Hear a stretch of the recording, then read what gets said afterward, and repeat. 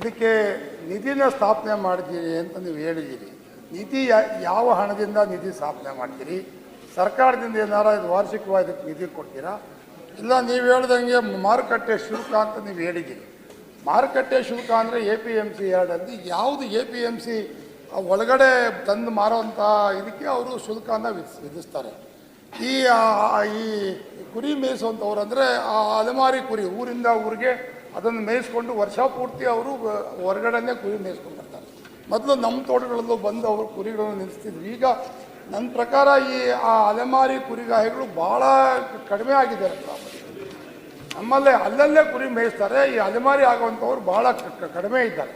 ನನ್ನ ಒಂದು ಪ್ರಶ್ನೆ, ಇದು ರಾಜ್ಯದ 31 ಜಿಲ್ಲೆಯಲ್ಲಿ ಇಲ್ಲ. ಇದು ನಮ್ಮ ಜಿಲ್ಲೆಯಲ್ಲಂತೂ ಇಲ್ಲೇ ಇಲ್ಲ. ಅಂದರೆ ಹೆಚ್ಚಿಗೆ ಇದೀಗ ಅಲೆಮಾರಿ ಕುರಿಗಾಹಿಗಳಿರೋದು ಚಿತ್ರದುರ್ಗ ಭಾಗದಲ್ಲಿ ಜಾಸ್ತಿ ಇದ್ದಾರೆ ಅಂತ ನನ್ನ ಒಂದು ಇದು ಮಾಹಿತಿ.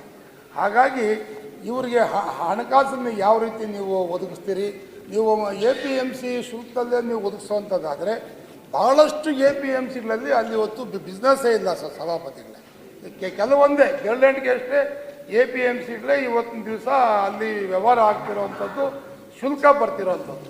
ನೀವು ಇದೇ APMC ಶುಲ್ಕದಲ್ಲೇ ನೀವು ನಿಧಿ ಸ್ಥಾಪನೆ ಮಾಡೋದಾದರೆ ನೀವು ಏನಿವತ್ತು 13 ಸೌಲಭ್ಯಗಳನ್ನು ಕೊಡ್ತೀವಿ ಅಂತ ನೀವು ಹೇಳಿದ್ದೀರಿ, ಅದು ಕೊಡಲಿಕ್ಕೆ ಸಾಧ್ಯ ಆಗಲ್ಲ. ಮತ್ತು ಇದಕ್ಕೆ ಸ್ಟಾಫ್ ಎಂಗೇಜ್ ಮಾಡಬೇಕು.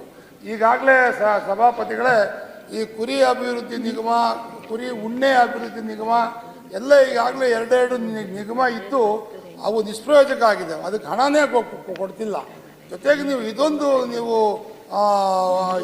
ಒಂದು ಈ ಕ್ಷೇಮಾಭಿವೃದ್ಧಿ